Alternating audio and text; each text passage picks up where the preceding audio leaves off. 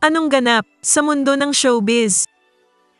Ipinakita ni Japanese-Canadian adult film star na si Maria Ozawa ang kanyang paghanga kay David Lee Cauco.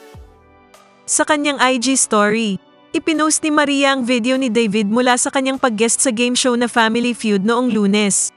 Sa tanong ni host Ding Dong Dantes na, "Fill in the blank, Maria." Agad na sinagot ni David ng Ozawa. Fill in the blank, Maria blank. Ozawa. Maria Ozawa. Sino muna si Maria Ozawa? Sino muna yun? Kasi Okay.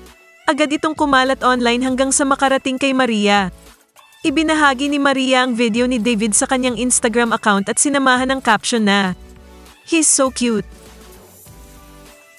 Kung nagustuhan mo ang content na ito, huwag kalimutang mag-subscribe at i-click ang share, like, at mag-comment ng inyong opinyon.